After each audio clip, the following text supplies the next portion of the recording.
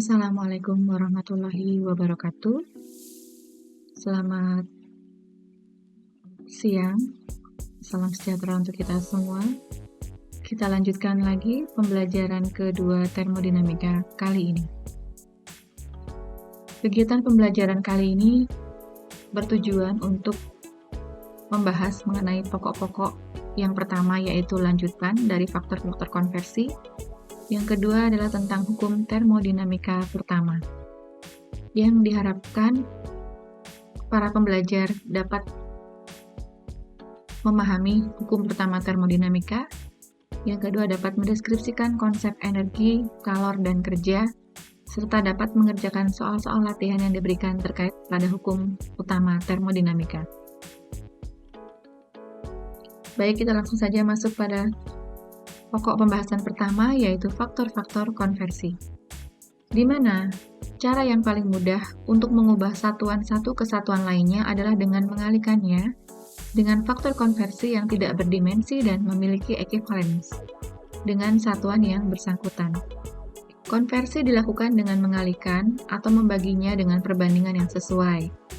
Semisal, saya beri contoh, 1 pound atau 1 lb atau 1 libra itu sama dengan 453,5 gram. Sehingga kita bisa menuliskan ini yaitu 1 pound per 453,5 gram itu sama dengan 1. 1 meter itu sama dengan 100 cm, sehingga bisa ditulis juga dengan 1 meter per 100 cm sama dengan 1. 1 feet sama dengan 30,48 cm, 1 feet per 30,48 cm sama dengan 1. Pada faktor konversi ini, ada contoh 1,3 yang merupakan contoh perhitungan. Soal nomor 1, yaitu dalam satuan SI, tetapan gas adalah 8,3143 Joule per mol Kelvin. Ubahlah harga tersebut dalam satuan British Thermal Unit per pound mol Rankine dengan menggunakan ekivalensi seperti pada slide, yaitu 1 BTU per 252 kalori sama dengan 1, 4,18 Joule per 1 kalori sama dengan 1, 1 pound mol per 454 mol sama dengan 1, dan delta Kelvin per 1,8 delta Rankine sama dengan 1. Cara mengerjakan dari contoh 1,3 ini adalah yang pertama, kita mengetahui dulu apa informasi yang disampaikan dari soal, di mana dalam hal ini adalah diketahui R sama dengan 8,3143 Joule per mol Kelvin. Pada penulisannya, kita bisa menuliskan penulisan yang sama dengan faktor konversi yang sudah tercatat dalam soal, yaitu menggunakan per faktor ekivalensi, yaitu dengan menggunakan per, yaitu dalam hal ini Joule per mol Kelvin. Jadi penulisan ini dibuat seperti ini.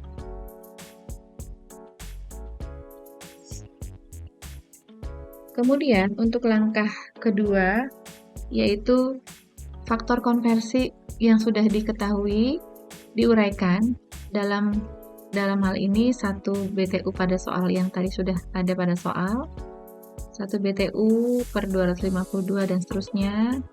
Ini adalah sumber informasi di mana kita bisa mengetahui dalam soal ini, yaitu 1 BTU itu sama dengan 252 kalori, 4,8 Joule, ya, itu sama dengan 1 kalori, kemudian 1 pound mol itu sama dengan 454 mol, dan 1 delta Kelvin sama dengan 1,8 delta Rankine.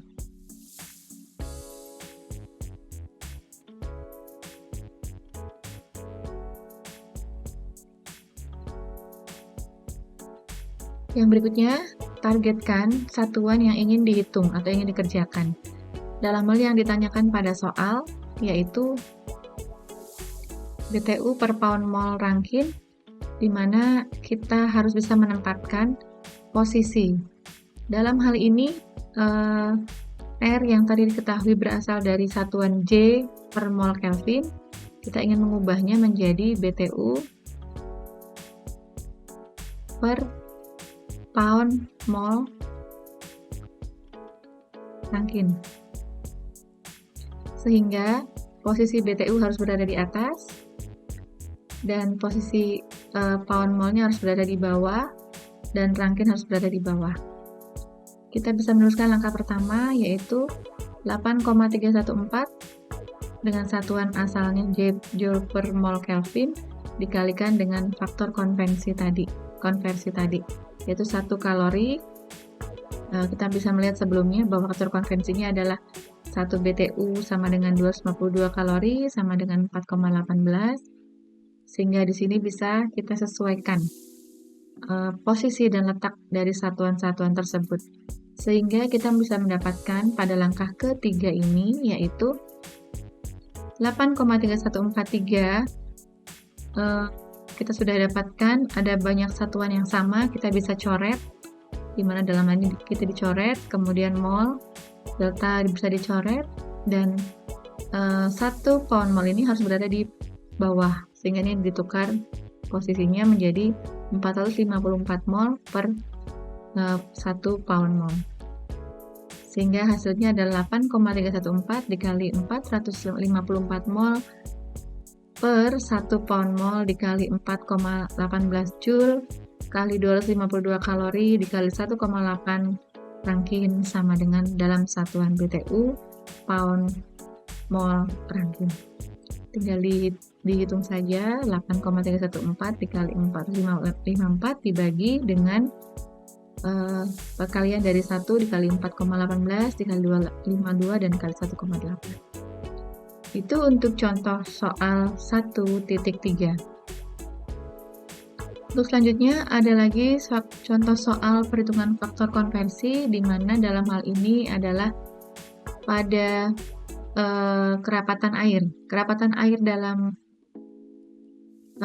satuan Inggris, ya, British atau Inggris atau BE itu adalah 62,4 libra per feet pangkat 3 dengan faktor atau ekivalensinya yaitu dalam soal yaitu 1 pound per 454 gram sama dengan 1, kemudian 1 meter per 1 cm sama dengan 1 feet per 0,305 sama dengan 1.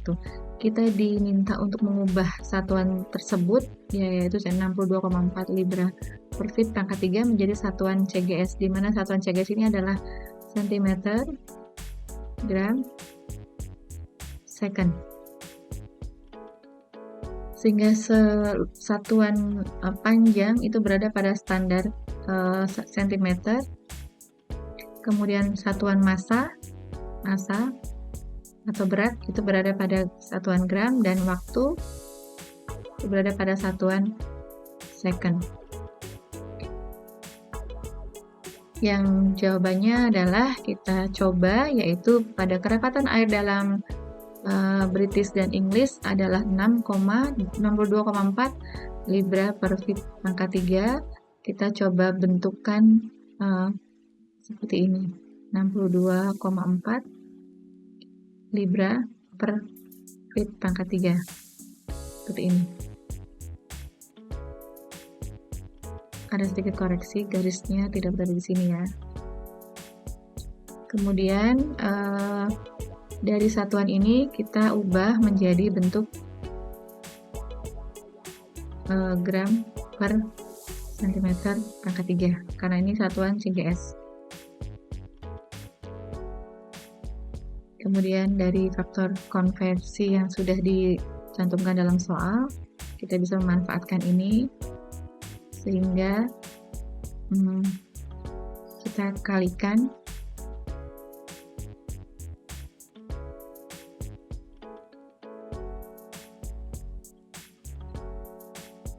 ini bisa menjadi sama dengan, kemudian kita kalikan lagi dengan gramnya harus ada di atas sehingga 454 gram per pound dikalikan lagi dengan feet-nya harus ada di bawah sehingga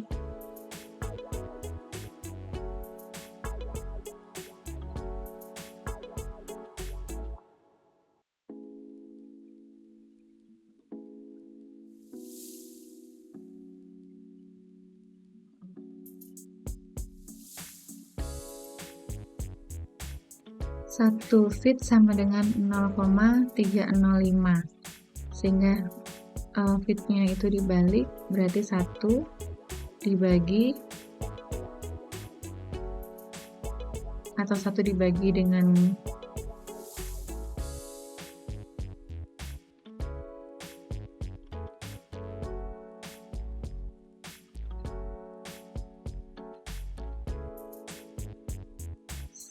sehingga seperti ini, karena harus ada yang dibalik sehingga tidak dikalikan tapi dibagi.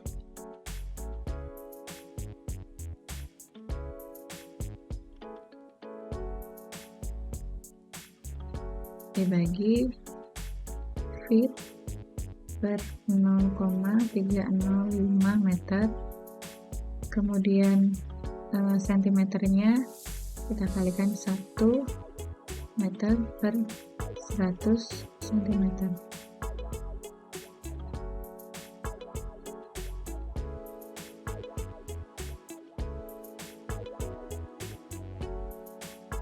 Selama ini adalah kita hitung 62,4. Ada satuan yang bisa dicoret,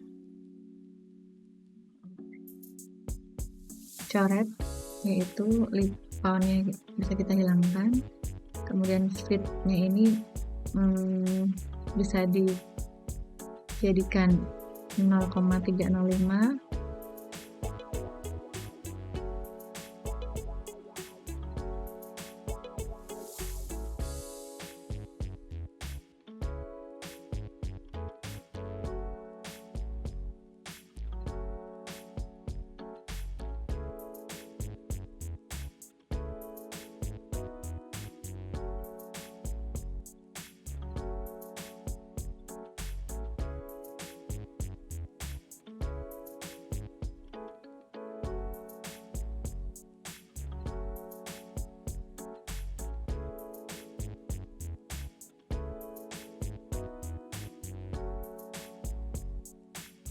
Untuk selanjutnya bisa kita hitung bahwa 1 feet itu sama dengan 0,305 meter. Maka bisa kita ganti feet-nya itu menjadi 0,305 meter. Sedangkan 1 meternya itu adalah 100 cm. Kita bisa ubah menjadi bentuk cm. Sehingga 1 feet pangkat 3 itu bisa kita ubah menjadi bentuk cm, menjadi meter dulu, kemudian bisa kita ubah menjadi bentuk yang sentimeter, sehingga bisa kita hasilkan dalam satuan gram per sentimeter pangkat 3, yaitu sebesar 0,998.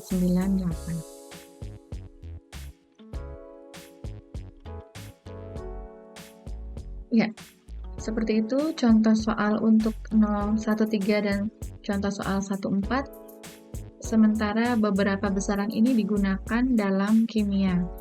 Di antaranya yang sering digunakan yaitu pada kerja atau energi, di mana kerja itu adalah perubahan atau perkalian dari gaya dan jarak perpindahannya.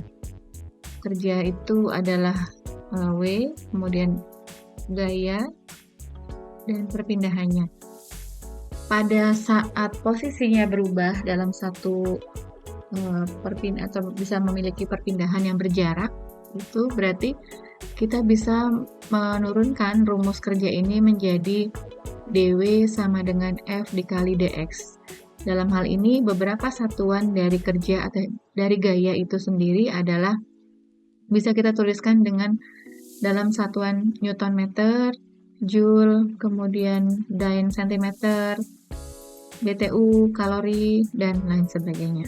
di mana definisi dari 1 kalori itu adalah jumlah panas yang digunakan untuk bisa menaikkan suhu 1 gram air sebesar 1 derajat Celcius. 1 BTU sama dengan jumlah panas untuk menaikkan 1 pound air sebesar 1 derajat Fahrenheit. Di mana kita ketahui 1 pound itu adalah 453,5 gram. Sehingga bisa dikalkulasi besarannya yaitu lebih dari 1 gram air.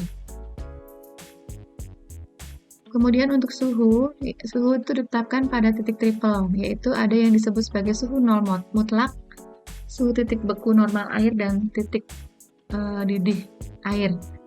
Pada yang kita ketahui bersama bahwa titik didih air itu adalah 100 derajat Celcius, sehingga jika kita ingin ubah dalam bentuk Kelvin, Fahrenheit, dan Rankine, itu masing-masing bisa menjadi titik didih pada 373,15 Kelvin dan 212 Fahrenheit dan kemudian 671,67 derajat Rankine. Dan di antara suhu-suhu ini berskala Celsius, Kelvin, Fahrenheit, dan Rankine, dia memiliki hubungan sebagai berikut, yaitu pada suhu derajat Celsius untuk diubah menjadi Fahrenheit, dia memiliki persamaan 5/9 dikali Fahrenheit dikurangi 32. Kemudian Fahrenheit menjadi Celsius, Kelvin menjadi Celsius, dan Rankine menjadi Fahrenheit. Yang ketiga, penggunaan satuan itu berada pada perhitungan tekanan, di mana tekanan ini adalah merupakan gaya tegak lurus pada permukaan dibagi luas permukaannya. Tekanan ada yang disebut sebagai tekanan absolut, ada juga yang disebut sebagai tekanan pengukuran atau tekanan Gauss, ya. Pada tekanan pengukuran, jika dia lebih besar dari tekanan atmosfer, maka tekanan absolut akan sama dengan tekanan atmosfer ditambah tekanan pengukuran. Jika dia lebih dari tekanan atmosfer. Kita bisa bedakan pada tabel, bisa kita lihat bahwa tekanan absolut itu biasanya dia lebih tinggi dibanding tekanan Gauss atau tekanan pengukuran. Di mana kurang lebih bedanya adalah sekitar 1 atmosfer atau 0,5 sampai 1 atmosfer. Itu pada penggunaan pengukuran tekanan. Dalam hal ini ada sedikit kesalahan dalam penulisan, yaitu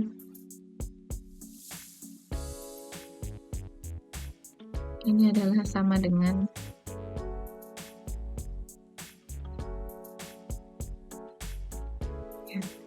tekanan atmosfer sama tekanan absolut itu adalah sama dengan tekanan atmosfer ditambah dengan tekanan pengukurannya. Jika karena sistem itu di bawah tekanan atmosfer, maka digunakanlah sistem vakum. Jadi ada sistem vakum, ada sistem pengukuran. Kemudian untuk tekanan itu sendiri, cara menyatakannya berbeda-beda tergantung pada tujuan ataupun satuan yang biasa digunakan pada tempat tertentu. Biasanya dalam satuan British, tekanan absolut itu sama dan tekanan pengukuran itu masing-masing dinyatakan dalam PSI atau PSI atau pound per square in absolute. Sehingga pada pengukurannya kita bisa sampaikan atau kita bisa tuliskan PSI Gauss, ya. 1 atmosfer standar itu sama dengan 14,69 pound per meter persegi, kemudian 29,92 Hg, 760 mm Hg, dan 33,9 feet H2O.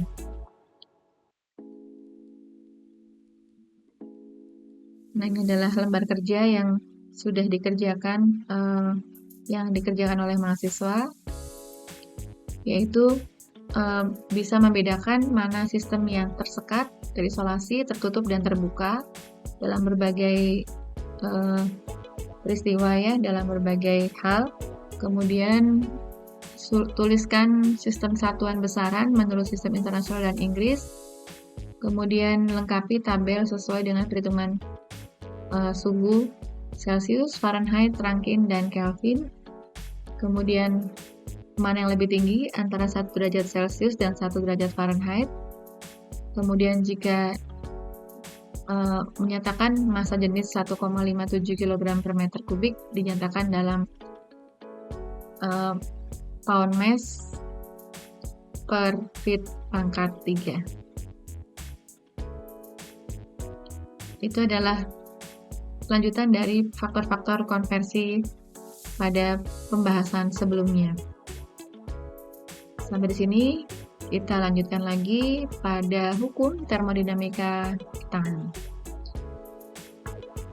Baik, hukum termodinamika pertama yaitu yang kita sebut sebagai hukum kekekalan energi, di mana pada hukum ini dinyatakan bahwa energi tidak dapat diciptakan dan juga tidak dapat dimusnahkan. Energi yang bekerja pada batas-batas sistem itu merupakan akibat adanya perbedaan temperatur antara sistem dan lingkungan. Dua macam energi yang dibahas pada hukum termodinamika pertama ini adalah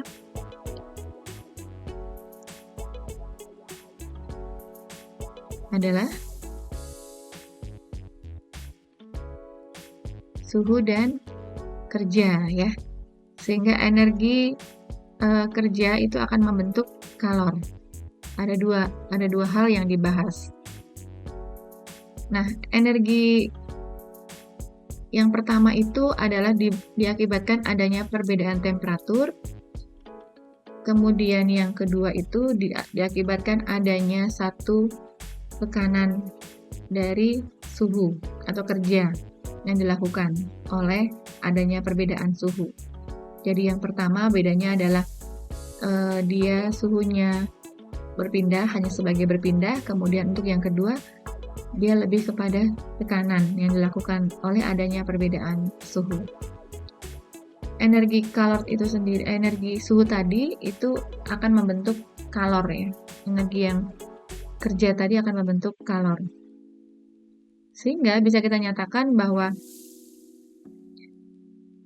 energi yang bergantung pada suhu dan kerja tadi, kita bisa tuliskan bahwa kalor itu atau dengan lambang Q dan kemudian kerja itu dengan lambang W. Jadi antara kalor dengan kerja. Kalor itu sendiri adalah perpindahan energi pada batas-batas sistem sebagai akibat adanya perbedaan temperatur antara sistem dan lingkungan, di mana kalor dinyatakan positif jika masuk ke dalam sistem. Jika dia keluar dari sistem, maka dinyatakan kalor negatif atau Q negatif. Kemudian kerja merupakan kalor, energi bukan kalor, ya, yang disebabkan adanya tekanan suhu tadi. Jadi, energi bukan kalor yang menyebabkan terjadinya pertukaran energi antara sistem dan lingkungan. Jika sistem melakukan kerja, maka dinyatakan W negatif. Jika sistem menerima kerja, maka dinyatakan W positif. Sementara energi dalam adalah energi total, keseluruhan energi potensial dan energi kinetik zat-zat yang tersimpan dalam suatu sistem. Energi potensial yang dirumuskan mg dikali h, dan kemudian energi kinetik yaitu setengah m v kuadrat. Ini masing-masing dipengaruhi oleh gaya gravitasi, kemudian ketinggian atau jarak perubahan dari satu benda, dan kemudian dipengaruhi oleh massanya. Sedangkan energi kinetik dipengaruhi oleh kecepatannya. Energi dalam merupakan suatu fungsi keadaan di mana besarannya tergantung pada keadaan sistem. Jika sistem mengalami perubahan keadaan dari keadaan 1 kepada keadaan 2, maka perubahan energi dalamnya kita nyatakan dalam sebesar delta U. Perubahan delta U merupakan perubahan yang sangat kecil, sehingga bisa dituliskan dalam bentuk diferensial atau DU sama dengan delta U. Karena tidak dapat diciptakan dan juga tidak dapat dimusnahkan, maka pada hukum termodinamika pertama yang bisa dilihat atau bisa diperhatikan adalah sebuah perubahannya.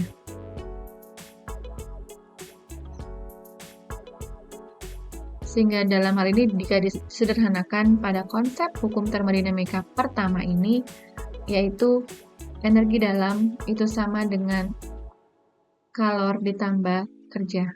Jadi hukum ini pada dasarnya hanya sebuah bentuk persamaan sederhana, delta U sama dengan kalor ditambah kerja.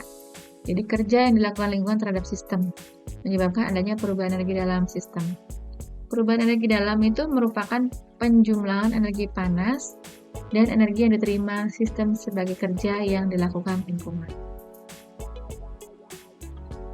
Hanya dituliskan secara sederhana sebagai berikut. Delta U sama dengan Q ditambah W. Jika tekanan lingkungan luar tetap terhadap sistem, maka kerja yang dilakukan itu sama dengan negatif P dikali delta V. Namun jika tekanan luarnya tidak tetap terhadap sistem, maka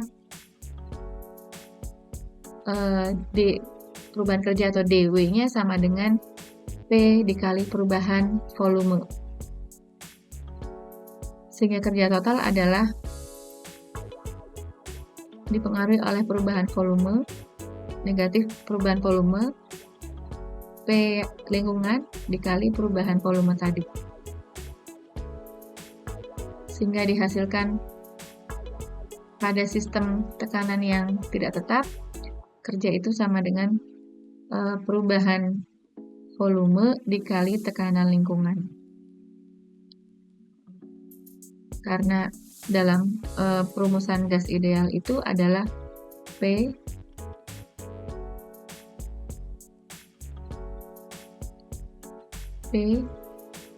sama dengan N RT, di mana P dan V ini saling mempengaruhi, itu saling dipengaruhi, sehingga tekanan lingkungan dikali perubahan volume.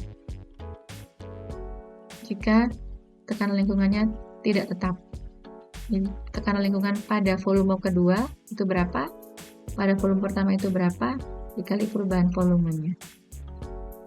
Jika tekanannya tetap, maka bisa kita sebutkan bahwa P-nya berapa yang tetap pada P lingkungan dan bagaimana perubahan volumenya pada sistem. Ada yang sistem melakukan pengembangan atau ekspansi, atau sistem mengalami penyusutan atau kontraksi.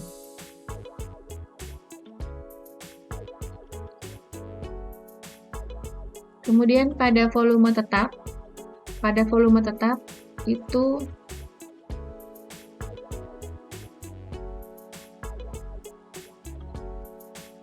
jika volumenya tetap, maka sistem tidak melakukan kerja. Jadi W kita nyatakan sebagai 0. Diingat-ingat bahwa pada volume tetap, itu pasti W sama dengan 0. Berdasarkan hukum termodinamika pertama, bahwa delta U sama dengan Q ditambah W, maka ketika kerjanya 0, maka delta U sama dengan Q plus 0. Jadi delta U-nya hanya dipengaruhi oleh adanya kalor ataupun panas. Merupakan panas yang diserap maupun panas yang dilepaskan pada saat volumenya tetap. Kemudian perubahan entalpi itu sama dengan perubahan energi dalam ditambah tekanan dan volume. Jadi entalpi itu sama dengan perubahan energi dalam sistem ditambah tekanan dan volume. Maka delta H atau entalpi sama dengan delta U ditambah perubahan tekanan dan volume, kemudian delta U-nya sama dengan kalor dan kerja ditambah tekanan volume. Sementara jika W-nya sama dengan 0, maka delta H atau entalpi sama dengan kalor ditambah tekanan dan volume. Oleh karena perubahan entalpi itu sama dengan panas yang diserap atau yang dilepaskan sistem, jika sistem berlangsung pada tekanan tetap, maka tekanan tetapnya ini kita tuliskan menjadi delta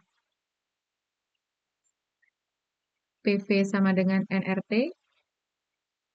Kita tuliskan delta nRT untuk entalpinya pada tekanan yang tetap. Baik, perubahan entalpi itu sendiri berharga positif pada proses eksoterm, yaitu artinya mengeluarkan atau menghasilkan energi, dan berharga negatif pada proses endotermis, itu yang menyerap energi. Pada satuan kalor, nilai R-nya sendiri yang biasanya adalah R ada 8,314 Joule per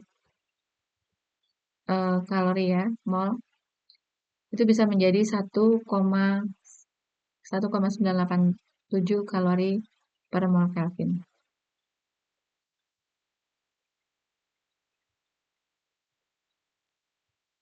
Ini adalah contoh pertama dari entalpi dan perubahan energi dalam satuan kalori di mana dinyatakan tetapan gas ideal adalah 1,987 kalori per mol Kelvin. Contoh pertama yaitu reaksi karbon grafit ditambah setengah oksigen, kemudian dihasilkan CO2 pada 298 Kelvin dan 1 atmosfer, di mana entalpinya adalah negatif 26,416 kalori. Hitung delta U jika volume molar grafit adalah 0,0053 liter. Dalam hal ini reaksinya adalah karbon grafit ditambah oksigen ditambah menjadi CO dalam gram. Kemudian N-nya itu sendiri adalah 1 dikurangi setengah.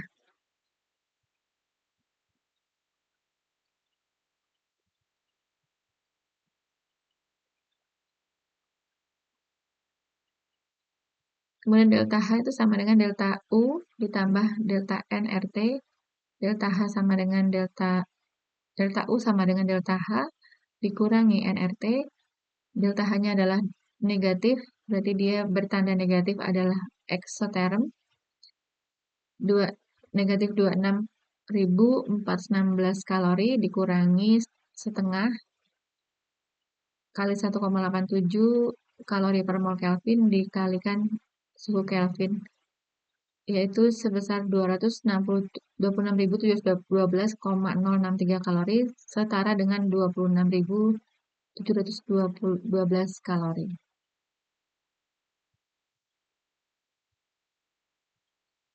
Karena yang ditanyakannya adalah pada molar grafitnya itu sendiri, maka 1 dikurangi setengah sama dengan setengah. Untuk N-nya. Itu contoh 1, kemudian contoh 2, yaitu jika delta H atau entalpi dan delta U atau energi dalamnya itu dalam satuan kalori sama dan tetapan gas idealnya R-nya sama dengan 1,987 kalori per mol Kelvin, maka kalor penguapan air, contoh kedua adalah kalor penguapan air pada 25 derajat Celcius adalah 10,5 kilokalori per mol. Pada tekanan tetap, hitunglah kalor, kerja, dan entalpi pada proses penguapan tersebut.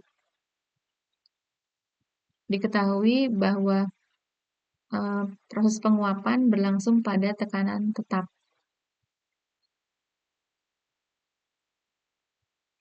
Kemudian kalau tekanan tetap, maka delta H-nya sama dengan Q, sama dengan 10,5 kilokalori per mol. Maka entalpi sama dengan delta U dikali PV, tekanan tetap. Kemudian Q ditambah W dikali PV, maka entalpi, karena delta U itu adalah penjumlahan dari Q ditambah W, kemudian dikali PV, karena P-nya tetap, maka entalpi itu sama dengan Q. Jika suhu tetap, maka delta U-nya sama dengan 0. Delta U sama dengan Q ditambah W, 0 sama dengan Q ditambah W. Sehingga bisa kita katakan bahwa W sama dengan delta negatif Q. Maka W sama dengan negatif Q sama dengan minus 10,5 5 kilokalori per mol.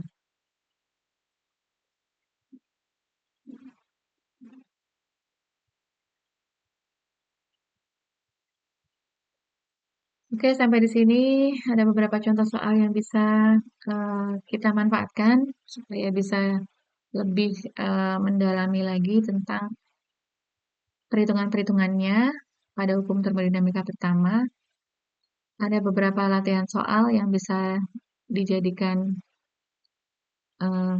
Anda untuk berlatih supaya lebih mahir lagi dalam penyelesaian-penyelesaian soalnya. Di antaranya ada soal pertama, di mana ini adalah data nilai energi ikatan rata-rata pada karbon-karbon, hidrokarbon, kemudian rakap 2 dan rakap 1 adalah untuk perhitungan entalpi. Pada soal 1, soal 2, dan soal 3 itu diberikan soal-soal dalam perhitungan eh, entalpi. Untuk berikutnya adalah tes formatif untuk P2 dan untuk ada lembar kerja 21 pada buku kerja. Sekian pembelajaran kedua pada kali ini. Kita akan teruskan lagi dengan pembelajaran ketiga pada video berikutnya. Terima kasih. Saya ucapkan Assalamualaikum warahmatullahi wabarakatuh.